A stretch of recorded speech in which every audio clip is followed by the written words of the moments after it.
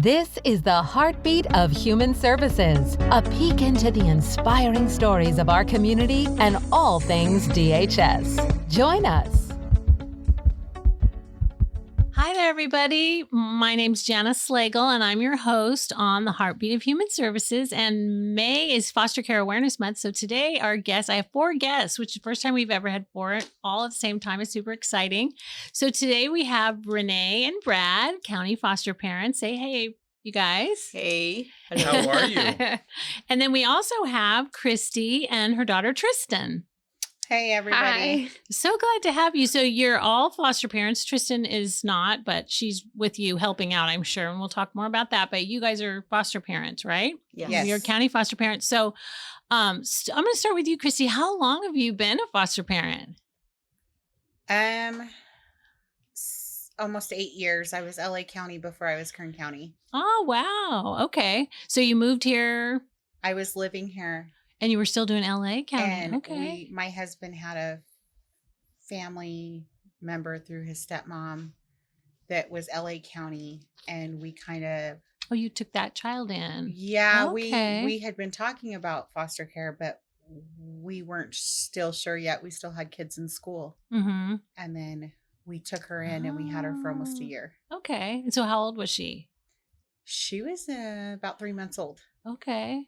Wow. And so Tristan, you were in the home. How was that for you? Having another child in the home, a little one. I don't really think it made a difference. Like growing up, our parents always helped take care of whether it was friends, kids, or family. We always had small ones around. They always So, like to help out Mhm. kids. Those people like that make the best foster parents because it's kind of like a natural thing you're doing, right? Just helping out kids around you. yeah, we've always had a big family. So I think just having the extra ones around, it just made things more You're just like, fun. oh, it's another kid. I'm fine with that, Yeah. right? So They always tell me that too. When I need a babysitter, they're like, it's just another kid. Just bring him down. Just bring him yeah, on down here. that's so cool. So, yeah. So, Tristan, do you think just being around kids all your life has made you kind of enjoy?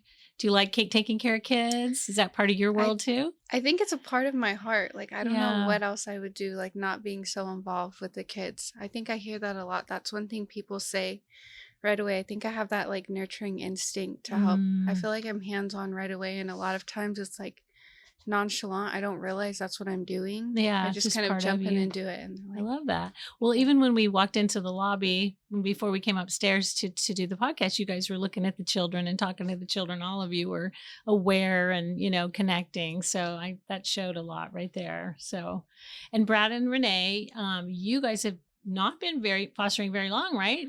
We have not 6 months, but prior to that, I used to take care of all my nieces and nephews. So I Okay. did guardianship, for Okay. 15 of them. But Wow. yeah, So you took care of your nieces and nephews through legal guardianship? through legal guardian, yeah. Okay, So I and- raised them and then Oh. got them to turn 18 and they went on their own. And then I quit for years. And then I thought, you know what else do I have to do with my life? And then going to Kristy's and meeting Kristy and going to her house and I see all these little babies. I'm like, you know what?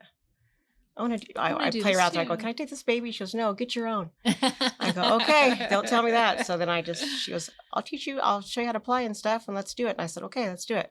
So we just did it. So did you just meet Kristy when you moved into that area, or had you known her before? I've known her before, just off and on, and we went to beauty school together and stuff like that. Oh, okay. So you had long term. So then you went over to house, visited, liked what was going on there with the children, and she said, "Why don't you become a foster parent?" And you did. Yes. That's so funny. I mean, cool. But I remember you telling me that you guys became foster parents fairly quickly, 3 months, right? Or how long did it take you to get approved and all that? 2 months. 2 months. So- It was Miraculous. less than 90 days. That's amazing. So Kristy told me, she said, well, it was a long process. So we went Yeah. our first little parenting thing and they said, it's going to take a while. Don't, it's going to take somebody at least 6 months. Don't get your hopes up and don't just do everything you're supposed to do. And I called Kristy that night. I'm like, Kristy, what do I do? Because I'm really impatient too. And she goes, girl, there's a list. Just do it right now. I go, I don't have to wait. She's like, well, you can, but I just did mine. I go, okay. So I just did it. you feel that. So by that night, I already had, that night I had the paperwork done. The next night we already did our, All the things that were all the things that requested. And then I went down to DMV, got our printout, did everything. And then you had a really good RFA social worker too. Yes, I She's love her. amazing. I She's met her the amazing. other night. What's her name? Tracy. So Yes. she saw the good in you and really work together with you, didn't she? Yeah, at first I she was could see like, that. I think you're kind of rushing. I'm like, it's okay, Yeah. but yeah, at the end it was all good. So Yeah, in the beginning, she was like, "You're not supposed to do this. We're supposed to do that." And I'm like, "Just do it." yeah, Just Kristy do kept it. saying, just do it. I'm like, Just do okay. it. And I thought at first, I'm like, I told Kristy, I think Tracy's mad. I think she's kind of mean. And it was funny because now, I love her, She's but super nice. So, yeah. there's CPR. You have to get CPR trained. did And that in one night. We you and Brad did stayed that up together. at night and And stayed up like then midnight doing it. references. That's one thing people don't always send them back. Like you ask for people to give you a reference letter, but they must have sent yours in pretty quick too. Well, what happened was ours got lost. So all of my Oh. references had to do it twice. And they still in Yeah. 3 months or Yeah. 9. And then after we got our license, like it was a week later. Mine didn't get lost. Mine went through the first Oh, time. yours went through. Yeah. Nobody lost my stuff. That's And then it was like a funny. week later, they were calling me for kids. I'm like, Wow. what? Yeah. So, and then they do this thing called a psychosocial assessment where they come to your home and talk to you. How was Mm-hmm. that process for you guys? It was great. Good. Very, very comfortable. Very, very nice. That's nice to Uh-huh. hear. Yeah. it And that was with a different social worker? That was with Norma? Or was that also with Tracy? Tracy also. Tracy did all of it. Mhm. Okay, good. That's awesome. Because that can be, some people find that a little invasive because we ask so many questions, but you guys are an open book, I guess, right? Yeah, nothing to hide. I think Good. that's Yeah. the most important part Mhm. of the decision making in foster care. It open book. Yeah. I you're tell right. everybody, like, be an Yes. open book. It's the most important part. Don't Don't try to cover up anything. and- no. Yeah. Never. You are who you are. Right. And you know what? I've told people this before, but I think the best foster parents are people who've gone through struggles Yeah, and then absolutely. overcome. Because, the more struggles you go through in life, the more you have to draw from on how to solve problems and how to deal with children that have a lot of things you can maybe understand a little better, right? I think that's why we're so close because we both struggled as a child and just growing up the way we have. I think we have the same. You The had some same. stuff to overcome yourself. yeah. Yeah, I was in Jameson Center for a while when I was younger. really. Yeah. So you understand what that feels like too. Absolutely. Yeah. Well, that's huge that you understand what those kids are feeling and excuse me, you can relate to that. Is Yeah. that part of kind of what motivated you to take care of, to do foster care? Growing up, I took care of everybody because my parents were not stable. I come from that background, parents, drugs, alcohol, domestic violence. And I think that seeing that and living that life, I always was my siblings' caretaker. Like I always would put myself in harm's way to protect them. And when you have lived through that, Mm-hmm. I just feel like your heart's different. Yeah. I tell everybody, you choose to be who you are. Everything you do in life is a choice. No matter how you were brought up, your life choices are up to you. Don't use people and things and life as a crutch. If anything, it should make you want to persevere That's and great. do better. So I too, like Renee, I took care of all my husband's nieces and nephews, helped support my own nieces and nephews, took care of his grandmother, his mother, had her living with us while raising our combined family Our house of was full. You have a lot of people in your 6. house, Together, Gabe and I have 13 kids. but they're not all in the same house at the same time? No. Okay. Yeah, that would be a lot. No. But we raised them, and once we raised them, that's when we were like, we're ready for this journey. But I tell everybody, make sure your heart's right, because if your Mhm. heart's right, you're not doing any justice. Yeah, you're right. And I think one thing both of you have is the spouse. Yes. It helps you, right? So you Yes. have that partnership. I think sometimes people come to us and if they're both not in it, it's not the best, No. right? They both have to kind of be in on it together, don't you think? Not Yes. just a husband and wife, but if you have kids, even older kids, Mhm. the whole family has to be involved. It has to be a unit. Yeah, If you're not a unit, it's not going to work. that's good And advice. it's not good for the kids that you're trying to help when your unit is kind of shattered. Yeah, that's good. And I'm certain that the children can feel that Right. as well. Absolutely. Oh, most definitely. I think when even before they start doing foster care, just like when they had started taking on kids and helping, that's one thing growing up that they always talk to us about. If there's anything going on that's upsetting you or something you're not happy with or you're not okay with, we've always had that foundation. We've always talked about everything. So regardless of who they helped, whether it was in our home or out of our home, we were always involved and knew what was going on and always asked. So I think with them doing foster care, I know for a lot of people that can be like life-changing and altering. And for us, I just feel like it was always normal.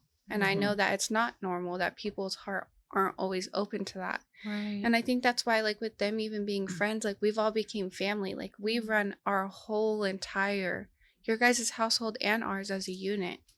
Like I look at their kids the same way I look at my siblings, and even their daughter Peyton, it's the same thing. And that's why it's hard, like, oh, you guys are just friends. I'm like, no, I swear they're like sisters. Yeah. It's so crazy. Well, that's the uniqueness about your story. So after you and Brad got approved, then you started getting calls for kids. But tell us a little bit about what started that was Kristy had told me, she said, we have a sibling coming, like the mother's pregnant. I'm like, oh. And she was telling me about the little boy that I have. And she's like, I have the siblings to this little boy, but I know the mother's pregnant. So, and I want you, Kristy said, I'm tapped out. So I want you to get this little boy, if you guys are willing. And I said, yeah, absolutely. And she said, I want to raise these kids together. And I said, that'd be great to do. So we tried, and Kristy helped, and she,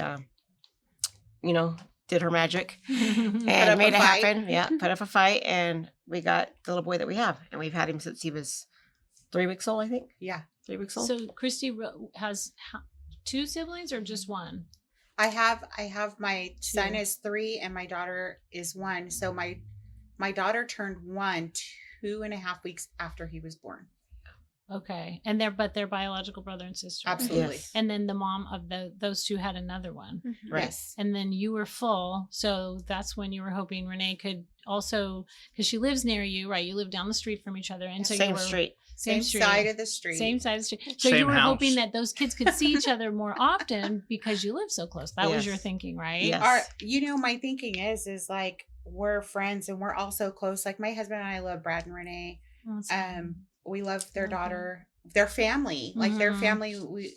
We're just all really close. And my thinking was, my heart wants to save them all. Mhm. Same way. And she's the same way. And it's just not possible, Mhm. And my biggest thing is we're looking at baby number 13.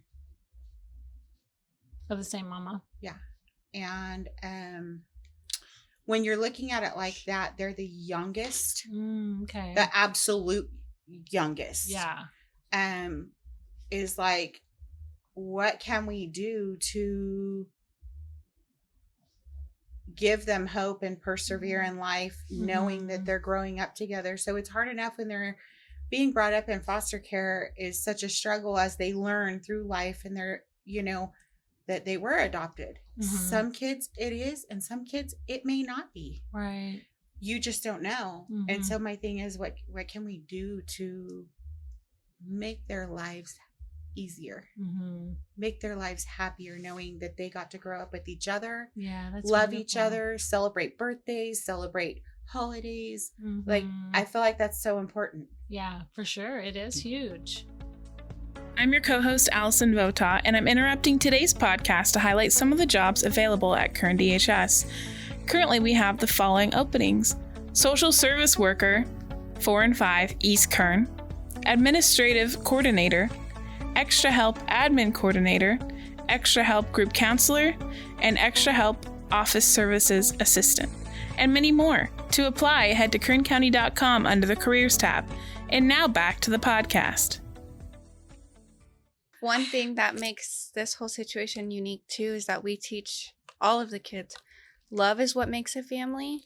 And that's super important, because I think with these kids growing up in foster care, and I think too why the kids that are in different homes aren't connected, they know about their parents' history and everything. And that's kind of what was a little concerning for us, is we have like a 5-year-old on the phone saying, my mom and dad do this, that, and the other, and that's why you have those kids and we live with this lady and the other kids live with this other lady, instead of teaching the kids that you are loved where you are and who you're with, and everyone around you loves you the same. And that's what's super upsetting, because we try to tell the kids it's okay, you know, and Right. I feel like you guys are the same way. Love is what makes a family, and that's Yeah. what's important. And I think from the very start, even though the kids are little, Mhm. we tell them, like, we love you guys. And like Olivia, I love Renee. Renee has my little sister. They call her Renee. They don't Oh, call her that's Renee. cute. So we have another, we just got another baby, and it's one of Kristy's siblings. So That's so our cool. baby siblings. So yeah.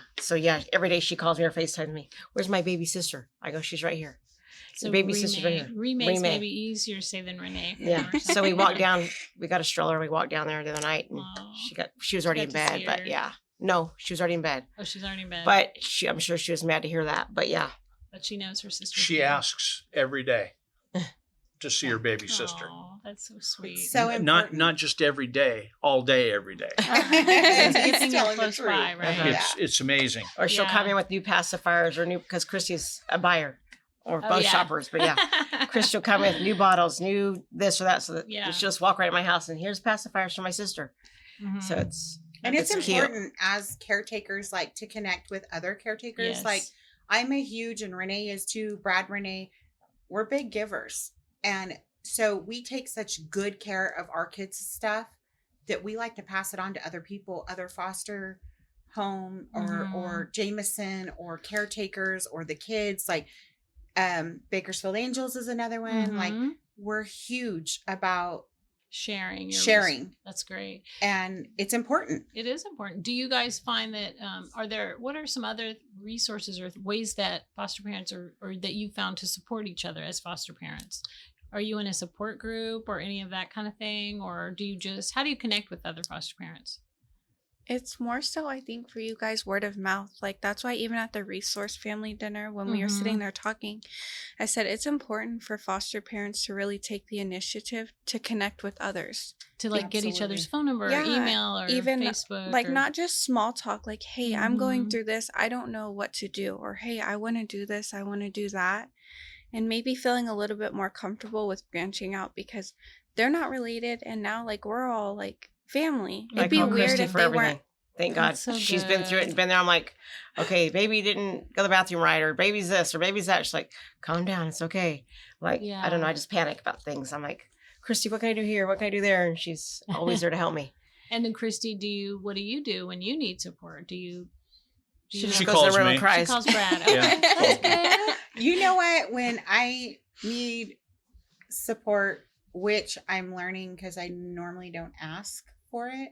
I'm not like that. She's not either.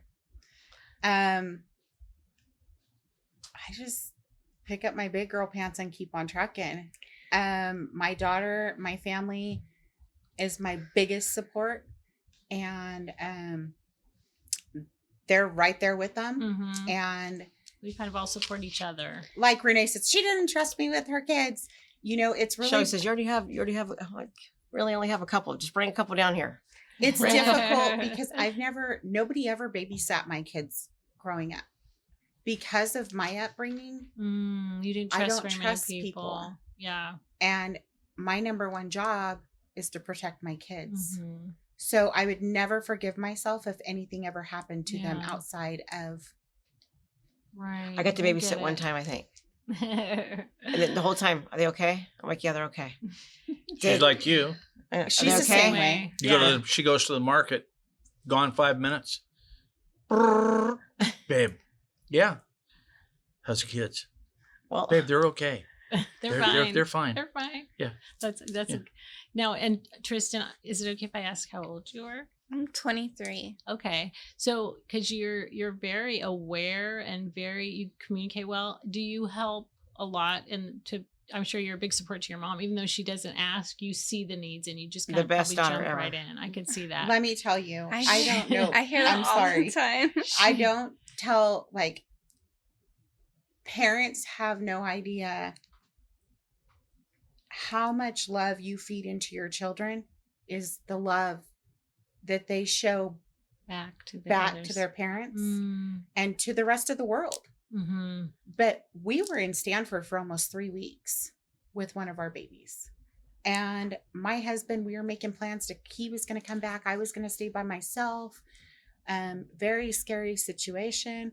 And my daughter and my son quit his job. My 18-year-old quit his job. We both quit our jobs. I was working graveyard as a single mom. Like, it's hard sometimes on me. And I was like, I don't care. I can't do this. Like, the only thing I could think about was those kids and what was going on with Isabella. And me and my brother both quit our jobs that same day. And and they're like, what do you coming mean? Back. We're like, no, you guys are staying there. You guys need your unit as, mom and dad and husband and wife to take care of Isabella. We'll run this ship. We might not figure it out right now, but we'll get But the ship's going to keep on floating. And Renee was the supervisor of that because she kept, Tristan, what do you need? I kept saying, what do you need? Nothing. We're good. We're good. So the baby was a foster baby, had to go to Stanford and was in the hospital for quite a while. Yes. And so during the time you were with the baby, you guys all helped at home. Is that what is that? Absolutely. They great. picked up, they cleaned the house, they took care of the kids, they did the appointments, like they handled it like a champ. Tristan ran that show, and every day, 100 times a day, I'm like, impressive, Tristan. Everything. And you're a mom yourself, you said. Yes. Okay. So how old is your child? She's 2. She'll 2. be 3 in August. Okay. Well, I'm sure you're a wonderful mom too. Mm-hmm. Wow. Well, it's so cool to hear how you guys help each other out. One of the things I wanted to know, and I think that you've kind of already answered this, but the why of why you do it. And I heard, Kristy, from you, it's you were raised through some trauma yourself, and you want to help kids who are going through that. Is that kind of your why? Yeah. I think that when you've experienced it, you don't want anyone else to have to, right? No. Yeah. Never. So we don't stop at the kids in our home. Mm-hmm. It goes through the Keep kids doing outside it. our home, through our kids as friends, through our kids as other relatives on the other side. Like, it just keeps going. Yeah. And kids even within passing their school. Passing it into your daughter. And do you have other children too? Yes. So you said your son quit work to help you. My son quit work, and her twin sister Uh-huh. cut back on hours, and she's a manager at a place, and Everybody pitched in. they all pitched in and just took the bull by the horns, and I didn't doubt him for a second. But then I felt that mom guilt, because it's like, my kids shouldn't have to do this, and they were like, Mom, we'd never have it any other way. Wow. That's so cool that you've raised him to love, and now Tristan is carrying it on, and then probably your 2-year-old will too, huh? It's generational how we teach. We see the trauma passed generationally, which we hope to stop that. But with what you guys are doing, you're doing the opposite. You're passing on the love, training your kids right, teaching them how to love others, and then they're going to do it too. And our adoption worker, RFA workers, social workers, like, when you get those workers that you can tell their heart is in it. Like, they're not burnt out yet. Right. Or you can just tell they make a difference. While we were gone, Bakersfield Angels delivered groceries to the house. Our house is fully stocked 24/7, just like hers. Wow. We don't run out of much. And her and Brad are the same as us, but our house stays clean. We can have 50 kids, but our house is still clean. Yeah. And smells good. Like, everybody tells us that when a worker comes out, she's like, I've never been in a home that smells so good. And then it was funny because we had the same adoption worker. She goes, your house smells like her house. And like, we're the same family. We have the same smells. It's important. Like, the biggest thing I tell everybody coming into this is the kids should always look better than you do. They should always be dressed better than you do. Even if it's Walmart clothing, hand-me-downs, there's no excuse for these kids to look the way some of them look. It's not okay. Or to be dirty. Right. It's not okay. Yeah. And I think I've seen a lot of kids come into foster care out of their home and they haven't learned any kind of schedule. There's no order. So you know, it's so important to teach, like you said, we brush our teeth, we get up at this time, we hygiene, we eat at this time. It's important to have those kind of rules. And how to take care of things. Yeah. You know, there's kids that used to just destroying what they have because they don't have much and they're never taught how to take care of it. So like to teach them how to play with the toys properly and how to, you know, let's put it away before we get out something else. Like it's important. You're setting them up. Yeah. And all of these speak to then valuing you, right? If you value yourself, you're going to take care of what you have. You're going to take care of yourself. And so that's something these kids in foster care really need to learn, that you are valuable. Yes. And you matter. And so all of what you're doing is doing that. You're really doing that. And Brad and Renee, what is your why of why you do this? Your bottom line why? Well, basically the same. Like I said, I watched my family, you know, so I always wanted to better. Everybody's like, you always have nice things. You have this, you have that. Well, I went a different path in life. I watched you guys grow up doing the bad, and I wanted to do good. So I don't know. I just see, we always used to feed the homeless. We've done, we do everything. So it's like, believe me, if I could take on the world, I would. I mean, you see things and you want to make them better. That's who you guys all are. I'm hearing that theme. Yeah. And I love what Brad, I've heard him say this a couple times. Tell us again, Brad, what you get out of this. Well, what I get out of one of the things that we get out of it is the opportunity to adopt a beautiful little baby boy to start. That when we walked in, the night we picked him up, he was 3 weeks old, and he was sitting in a stroller with his back to me when I walked in. And I had no idea what to expect.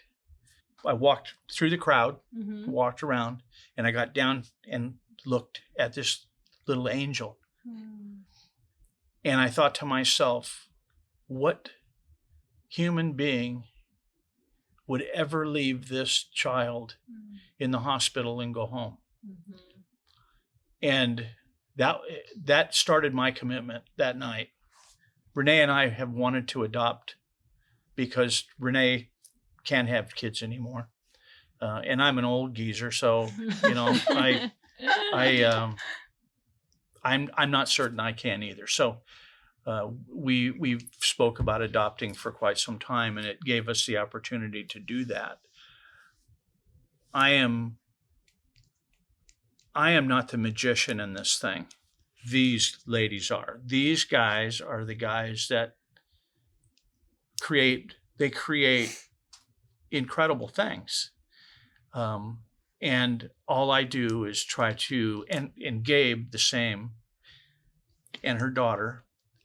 We just try to give our support as much as we can do it. But at the end of the day, after you go through all this stuff, and you know, you set your little baby down and you put him in bed, or you put a little foster child in bed after they've been with you for 3 or 4 months, and they look up at you and they go, I love you, Brad. Good night. You know, or in our case now, I look at the little boy that we're adopting, and he just looks up at me and he gets a grin on his face, or I live off of his smiles. The bad thing is, it's a double-edged sword. It's a bad thing and it's a good thing. However, the bad thing is for foster parents is someday they tell you they love you, and they go to bed, and you teach them, but they go away, and it tears your heart out. But on the flip side of that sword, we're here. Tears. We are here to reunite families, right? And that's our goal. But we are blessed to get one for adoption, and he is magnificent. Yeah, that's wonderful. Yeah, I'm so it's happy for you. unbelievable. Yeah. You know, and Great. I do see, Kristy, the emotion. And you know what? It's every foster parent I've ever talked to, that's the hardest part, is that you do want these families to reunify, but when you poured in so much love and then they leave your home, you know, it's hard. But I always tell foster parents, one day we're going to all look back on our life, right? And we're going to stand before God, Right. and we're going to never regret pouring into the life of a child or loving Absolutely a child. not. Never going to Ever. regret that, no Never. matter the sorrow that comes when they do leave. So you're all doing a wonderful job. Happy sorrow, but sad sorrow, because it's almost like you become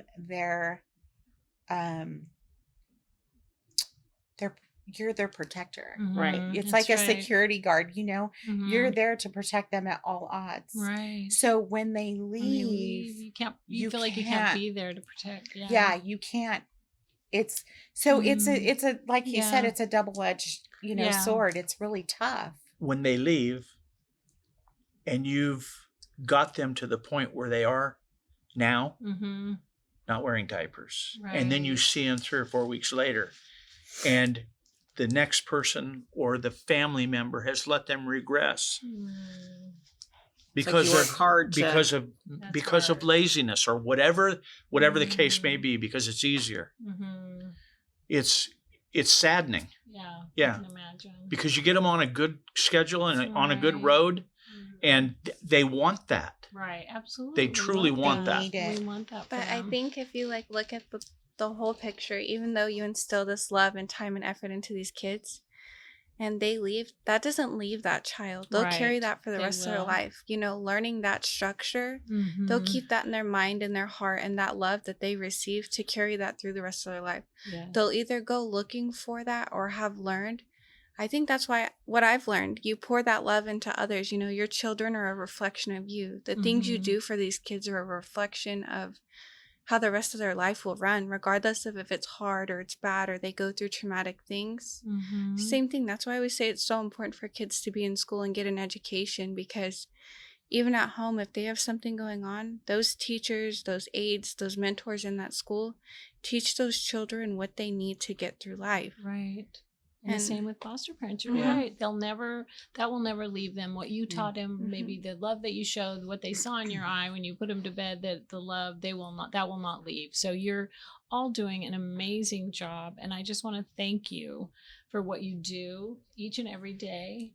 And, you know, I hope that you felt honored at that dinner the other night. And I hope that you know that we honor and appreciate the hard work that you do and the love that you pour into these children. So thank you so much. Keep up the good work. Thank you for having us. Thank you so much for having you. us. And that's it for today. I'm your co-host Paula Hernandez, and let's get into today's Mindful Minute. In light of today's interview, we will be talking about how important it is for foster parents to take a minute for themselves. While parenting is often called the most important job in the world, it can also be uniquely stressful and unpredictable. It's full of surprise illnesses, school challenges, and conflicts ranging from toddler tantrum to teenage rebellion. For foster parents handling these ups and downs, they may be even more difficult without knowing all the details of their children's early lives or how long they will spend together. In an effort to meet each child's complex needs, foster parents sometimes lose sight of their own needs. But neglecting their own well-being can drive foster parents to exhaustion, bringing them to the point where they can no longer care for children in need of a loving home.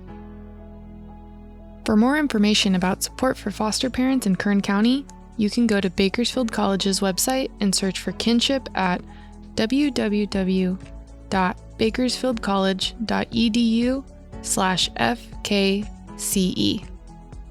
This has been your Mindful Minute. Thank you for joining us for the Heartbeat of Human Services podcast today. We hope you'll join us next time.